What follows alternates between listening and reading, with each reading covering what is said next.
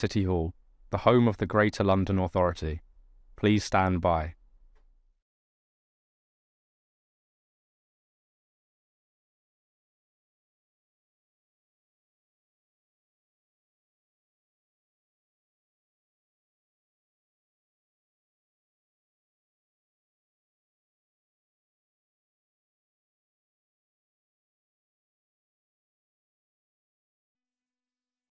This is the broadcast from City Hall, the home of the Greater London Authority. Please stand by.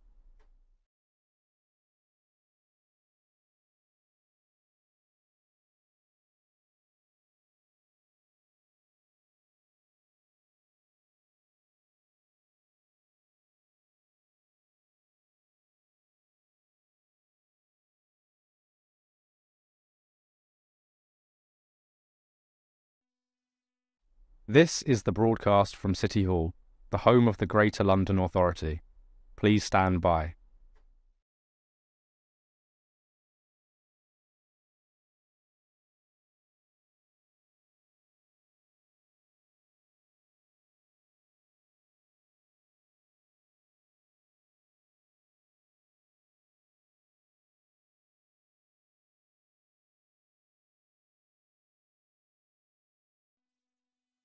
This is the broadcast from City Hall, the home of the Greater London Authority. Please stand by.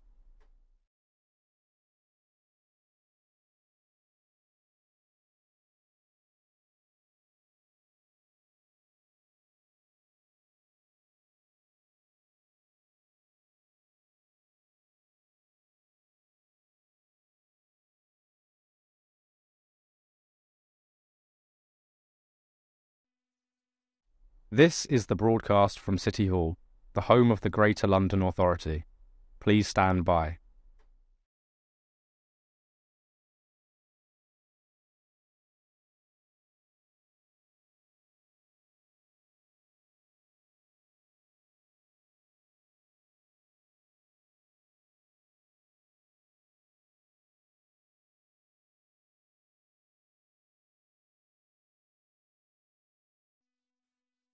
This is the broadcast from City Hall, the home of the Greater London Authority. Please stand by.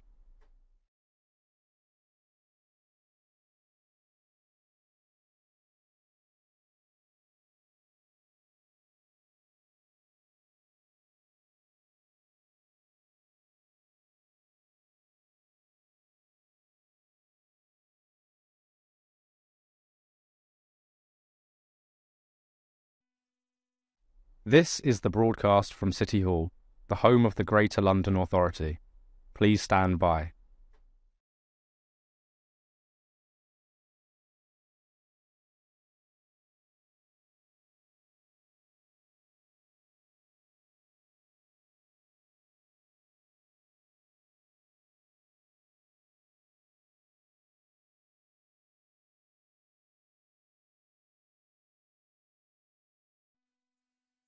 This is the broadcast from City Hall, the home of the Greater London Authority. Please stand by.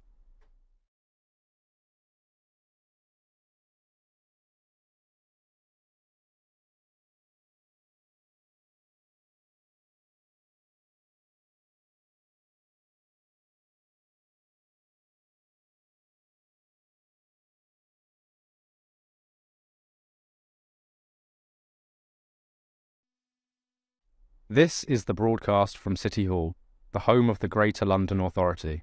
Please stand by.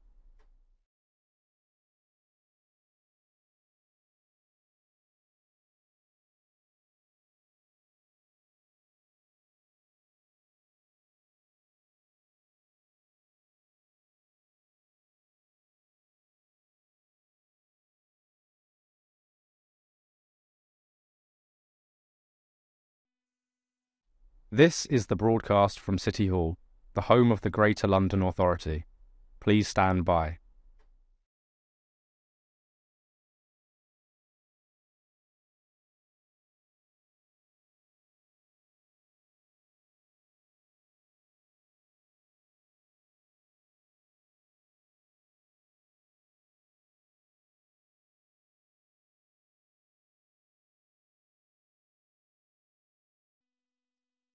This is the broadcast from City Hall, the home of the Greater London Authority. Please stand by.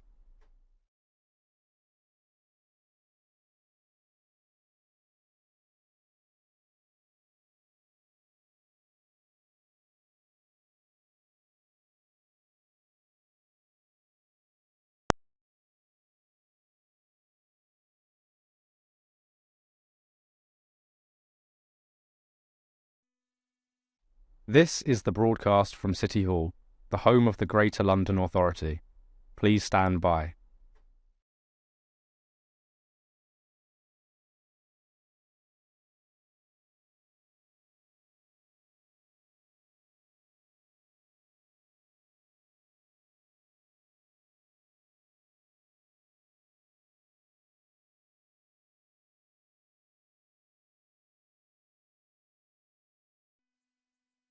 This is the broadcast from City Hall, the home of the Greater London Authority.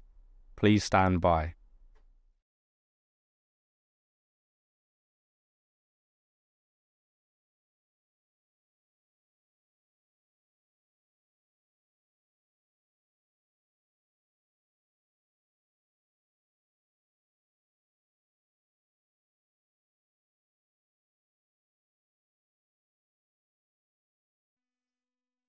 This is the broadcast from City Hall, the home of the Greater London Authority.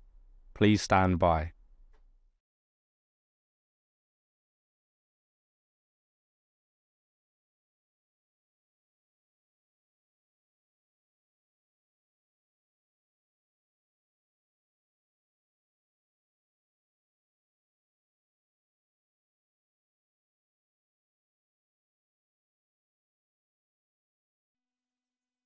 This is the broadcast from City Hall, the home of the Greater London Authority. Please stand by.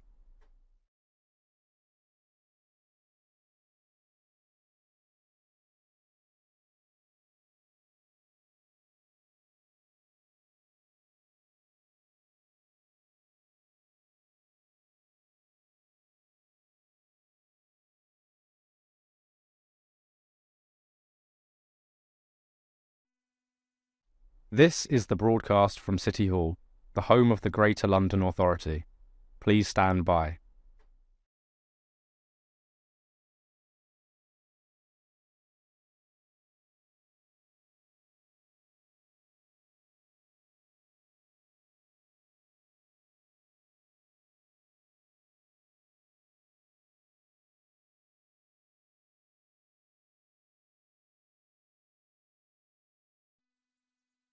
This is the broadcast from City Hall, the home of the Greater London Authority.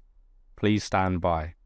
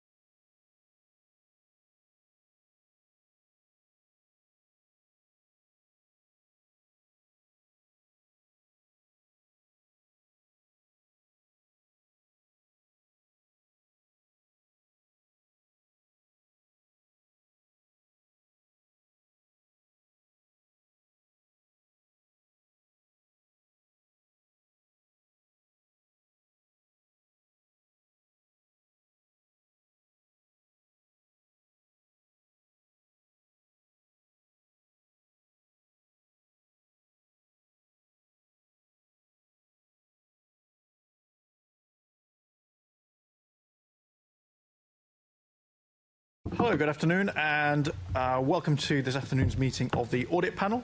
Can I welcome members, officers and the public here in the chamber and watching on the webcast to today's meeting of the Audit Panel. Please make sure your electronic devices are switched off or to silent mode to avoid any unnecessary interruptions. Can I start by asking our clerk, Hannah Barlow, if any apologies have been received? Thank you, Chairman. No apologies. Okay, so before we begin, I'd like to welcome all of our guests who will be joining us at various parts of today's meeting. We have Faye Hammond, who's the Chief Finance Officer at the GLA, who's joining us. Actually, I'm scanning down. Do we have any remote people? We don't have any remote people, so I won't say in person, since all of the people are in person. So Faye Hammond, who's the Chief Finance Officer at the GLA. We have David Esling, who's Head of Audit Assurance and Risk Management at MOPAC. We have Mark Woodley, Group Audit Lead at MOPAC. We have Simon Powell, Assistant Director, Land and Development at the GLA. We have Kabir Chowdhury, Senior Property Manager at TfL. Simon White, I apologise, I should have checked before. Is it Wick or Wyke? I do apologise. Simon Wyke, Head of Climate Mitigation at the GLA. Chris Harris, Facilities Manager, Support Services at the GLA, who I currently don't see, but I'm sure we've run out of desk space, haven't we? We'll have to shuffle somebody around and bring him in at the end, since he's on the item that we'll be taking last. And last but not least, Rory McKenna, who is the Monitoring Officer at the GLA. So let me rattle through a couple of quick items. Number 2, declaration of interest. Can I ask the panel to note the recommendations set out at item 2 and whether members have any other interests to declare? Excellent, well noted. Item 3, membership of the panel. Can we note the changed membership of the panel as agreed by the London Assembly on 23rd of January 2025? And on that note, can I welcome Assembly Member Desai? Welcome to the Audit Panel, Unmesh. Item 4, minutes. Can we confirm the minutes of the meeting held on the 19th of December 2024 to be signed by me as a correct record?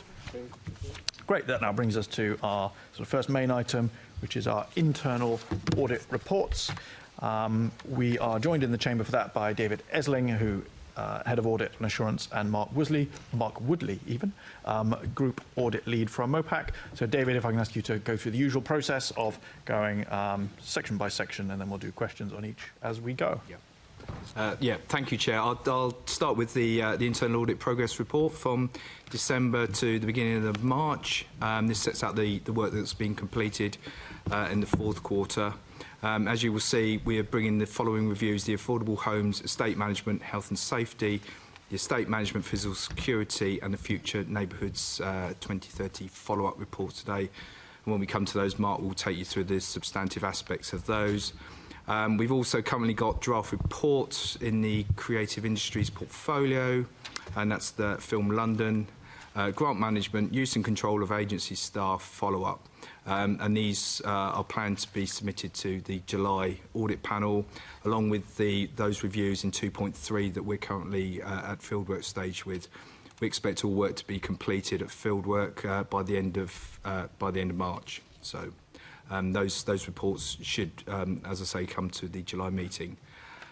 As you will see, the analysis of the assurance ratings for the reports we're bringing today, and also just some bits on the counter-fraud work. As you will see, we've had 3 whistleblowing allegations we're currently looking at, and should there be any fraud or any aspects of that we feel need to be brought to the future panels, we will do. Just draw your attention to the National Fraud Initiative work. We've completed the 22-23 NFI work, and we're just beginning the 24-25 NFI work. We're waiting for the data to be uploaded with that. And also we're undertaking further training in the GLA in the Digital Experience Unit, and we're discussing how to take forward those training in counter-fraud work. Obviously, happy to take any questions, and also we've got the plan that we'll be bringing, which I will talk to if there's any questions following this. Okay, anyone else have any questions on that topic? Yep, Alex? Just a sort of curiosity rather than the question. I guess the whistleblowing allegations, so it notes that the details that will be reported if there is fraud found. Would we otherwise not know what kind of areas those are in, or anything about that? Well, unless there's a genuine... fraud No, concern? the nature of the whistleblowing is we will investigate and look at the nature of those. If there's anything, as I say, if there's any irregularity or potential fraud to those, then we will take further investigation and then report those to the panel. So at the moment, it's looking into those particular aspects of those whistleblowing. But because of the very nature of them, because they're anonymous, sometimes it's difficult to then go back to, obviously, the person that's raised those, because they're, for the nature they are anonymous. But we will, take through the necessary work to conclude that. I think what you said slightly diplomatically is sometimes people raise a concern, but maybe there isn't really a concern there, so you have to check that before coming to us and saying you found some sort of fraud issue. Yeah, exactly that. Yeah. Got you. Okay. Any questions from that side? Just a quick one from me. On the review of the gifts and hospitality, it's planned in the 2025-26 audit plan. Do you know roughly when that might be, like when we might see that? Yeah, so, well, I can, if you want, I can take that question as I'll take the plan now. Because yes, let's do that. Yeah. So, so in the plan, as you will see, it sets out our remit under the current audit regulations, and we will be bringing, just as a side bit to that, the charter we will bring to the next audit panel, because the international internal audit standards have changed. CIPFA has been the lead body in the UK, have just brought out the guidance with those, and we will be looking at all our charters across our client base to update those. As I say, we will bring that to the next audit panel. So our plan is risk-based, and as you will see, this sets out the reviews that we're undertaking. Taking your point on the gifts and hospitality, we're looking at undertaking that in the third quarter. And we've put quite a substantial amount of time to that. I mean, whether we use all of that, but to undertake that review. But does that answer that question on that side? I'd then like to just raise a couple of other aspects. So, as you will know, in certain reviews and investigations that we've undertaken, we've also put in the plan for this year the skills boot camp.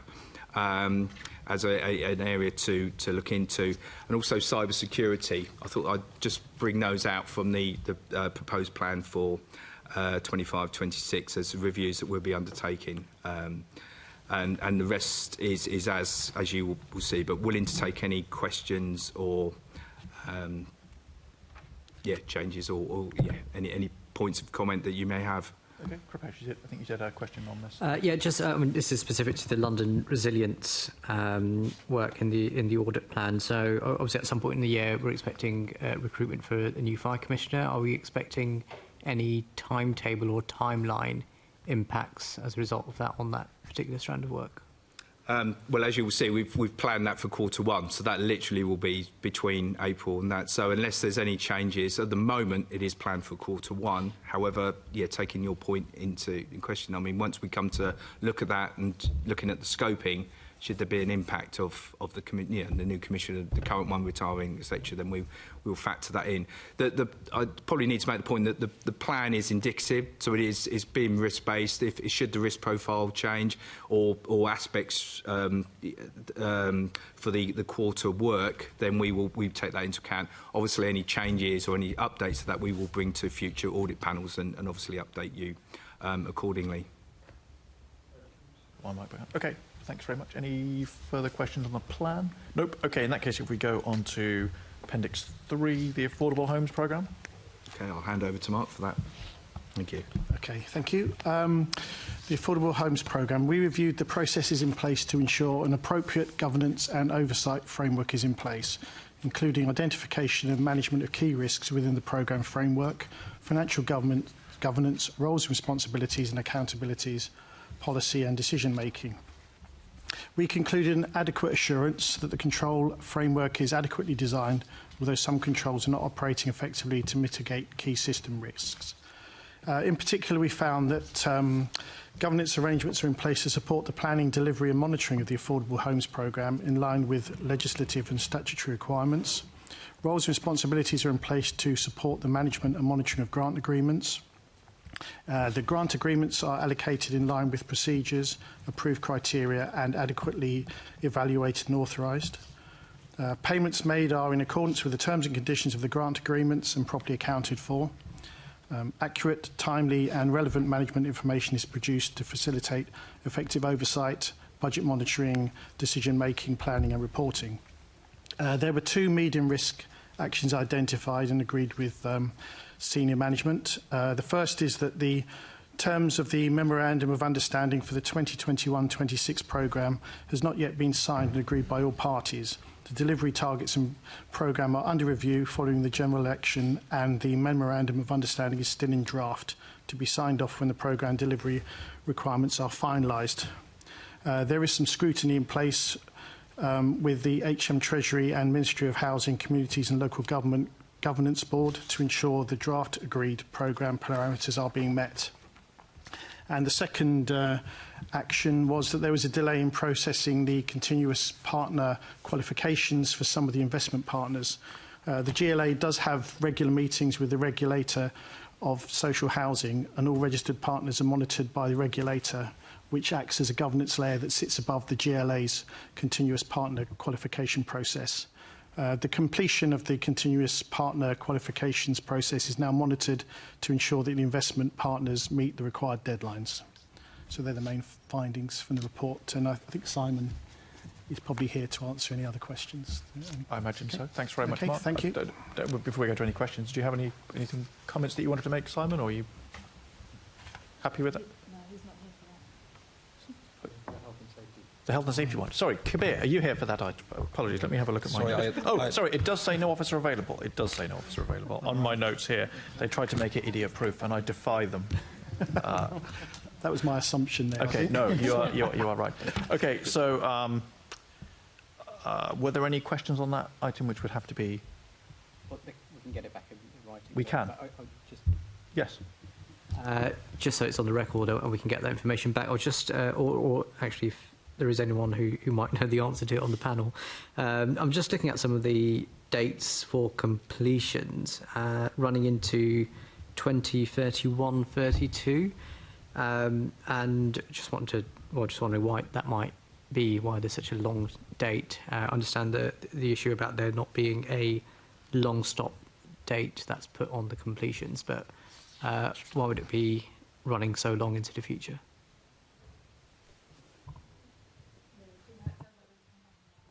Sorry, just pop your mic on so it's... Sorry, Faye, did you want to just pop your mic on so we can hear you saying you'll have to come back to So I think that we'll have to come back on that, other than I'll only be saying obvious things like I'm guessing there's challenges with construction, etc. So I think we probably need to come back and be a bit specific. Sorry. Yep. Okay, I mean, I think the other area for question would be about the this business about agreeing the second, what's it called, the second programme, the 2021-26 programme, an agreement about what that will comprise, what the target will be, because that's been subject of some discussion for some time. And there was, I think the Mayor suggested maybe it was the government's fault in the past. I don't know whether he's still suggesting it's the government's fault since July. But that's what we've heard in the past. But I don't know whether that's still true in March 2025, that it's the government's fault or somebody else's fault. So if we can understand that, that would be helpful. Well, no other questions on that. Good. Okay, so that... Oh, sorry, Alex. And if a target for starts or completions or whatever isn't met, does that have an impact on existing grant funding? Does any money have to be handed back, or would it have an impact on future grants that could be lower if targets aren't met? Not that I'm aware of, but again, I'll probably have to come and check.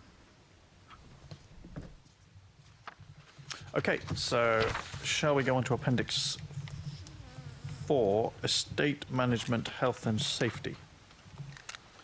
Okay, we reviewed the control environment supporting estate management, health and safety, and evaluated the effectiveness of the controls in place for ensuring the GLA can meet its statutory health and safety obligations on GLA land and property assets and the Crystal Palace National Sports Centre. We concluded a substantial assurance rating that the control framework is sound and operating effectively to mitigate key system risks. No key risk issues for management action were identified.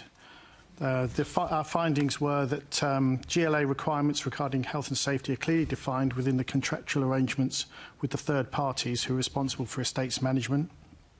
Estates are properly recorded and up-to-date records are maintained of all sites within GLAP and the Crystal Palace National Sports Centre. Regular inspections of properties are carried out and site inspection records are maintained with details of the checks undertaken with highlighting of any areas which require action. Processes are in place to prioritise works, and following inspections, remedial work is prioritised based on the risk level identified, which is recorded on the inspection trackers. Contractual arrangements are in place with third parties who manage the GLAP and the Crystal Palace estate on behalf of the GLA. The contracts set out the health and safety procedures which need to be followed, and regular meetings are held to ensure contractual responsibilities are met. And finally, adequate arrangements are in place for the monitoring and reporting to provide management with assurance that the GLA is compliant with its statutory requirements. So that's the findings. Okay, thank you very much. Okay, thank you. I suppose particularly on the Crystal Palace bit, people, obviously the sports stadium part of the Crystal Palace Park obviously is a GLA asset. I know there were news reports a year, maybe 18 months ago, about the very poor state, particularly I think of lighting columns, and the obviously implication of a very tall, heavy object being not in a great state of repair. That's currently we're currently happy with where those are we? Is that a question for you, Simon? Yeah, I can take that one. Thanks, Assembly Member Garrett. So yeah, there was an issue that was uncovered towards the end of 2022 with the flood lightings, which we acted on very quickly. It came about from some structural survey that were undertaken at the time that showed a weakness. Necessary work was undertaken very quickly through expediency route with a contractor, and those flood lighting columns were removed, and we've got a programme of regular inspections and addressing any issues that flow from that as we're going through the comprehensive regeneration, refurbishment of the stadium and the wider facilities down there. Yeah, and obviously, ultimately, the plan is a major refurb, as you sort of hint at, but obviously, in the meantime, it needs to just be maintained happily, and we're happy that it is. Okay. Any questions on the health and safety appendix? Nope. Okay, thank you very much. That takes us to Appendix 5, rather, Future Neighbourhoods 2030 follow-up. Okay, we reviewed the Future Neighbourhoods 2030 programme in July 2024 and concluded an adequate assurance. 4 management actions were agreed to improve the management of the key risks identified, with an agreed deadline of September 2024. We found that there has been improvement to the overall framework since the original review, with all 4 agreed actions fully implemented. As a result, the assurance rating has moved from adequate to substantial. In particular, all payments had been made to the delivery partners, and since the original audit review, no further payments had been made on the programme. An updated master tracker is now in place, and a decision log is contained within the tracker. And finally, the change request form has been amended to include the requirement for GLA approval. A change request tracker is now included on the master tracker. So all 4 actions have been implemented fully. So. Okay.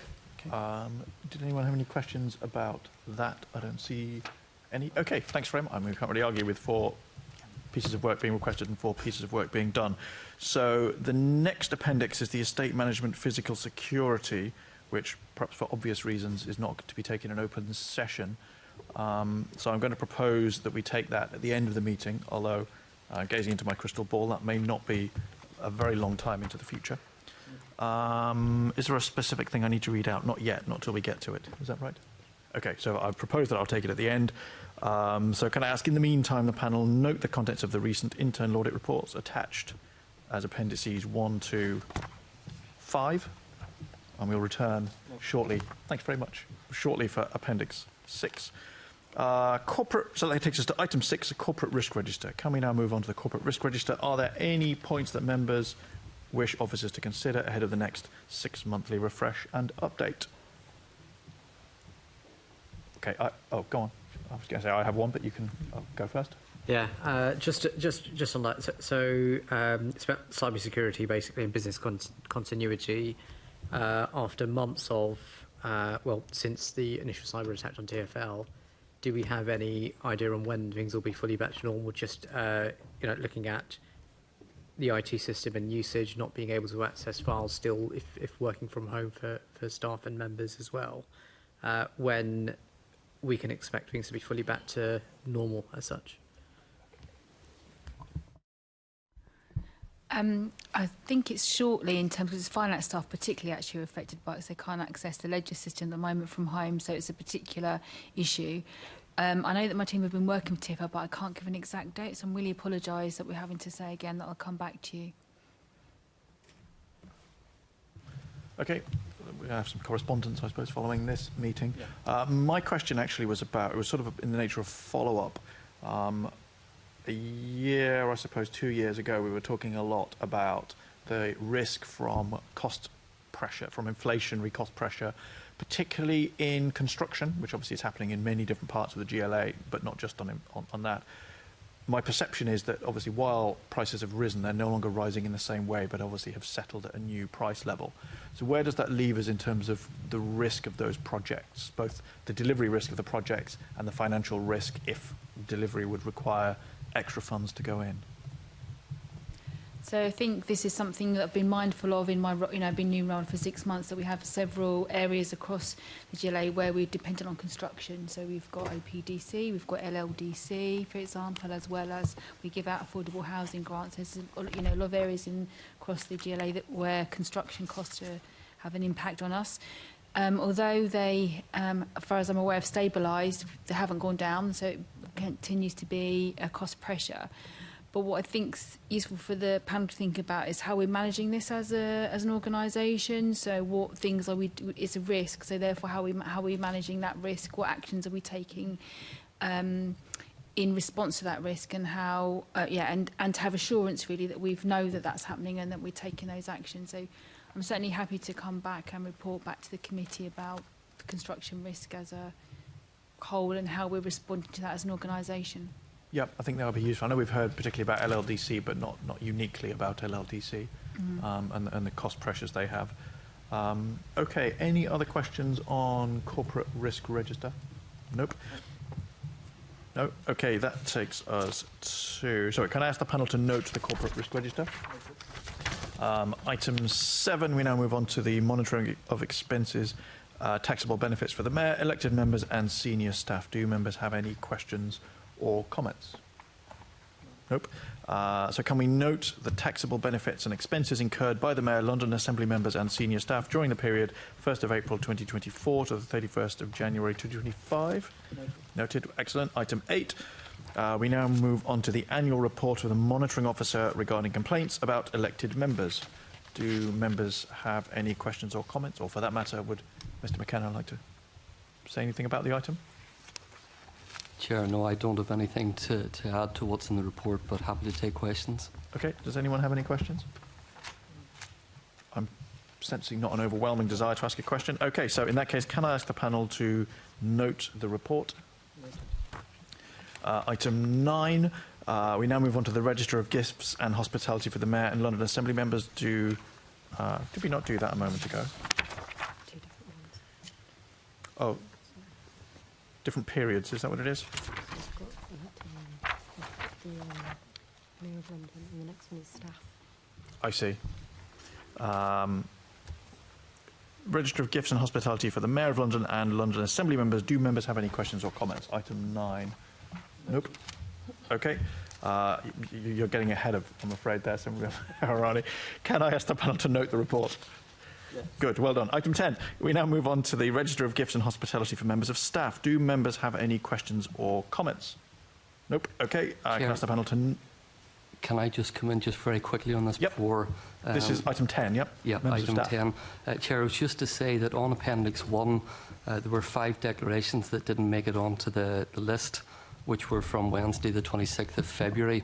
Now, I will report them to the next committee meeting, but it's just to let you know that 5 didn't make it on the list.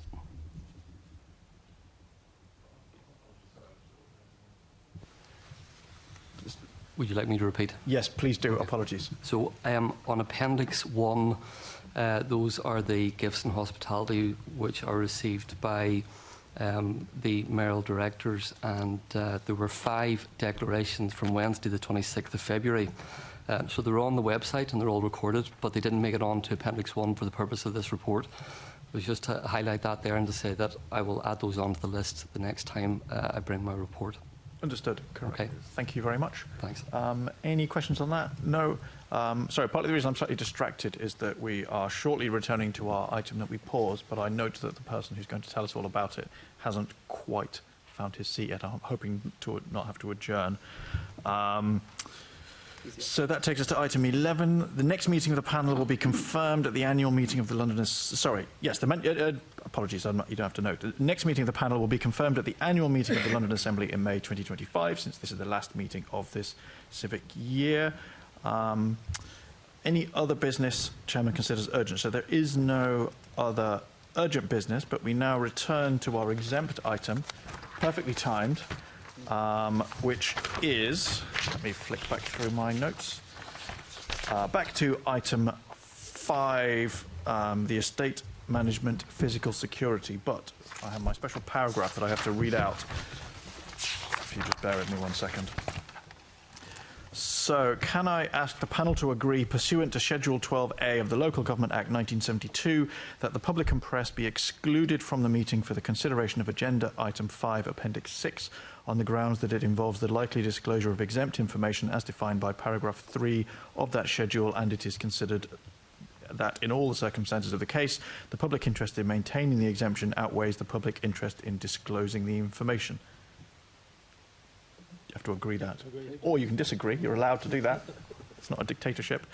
Okay, thank you very much. That's agreed. The broadcast will now be stopped and the public meeting concluded as we move into an exempt session. Please, could any members of the public or press now leave the public gallery? All of them. Great. Okay. Okay, so that...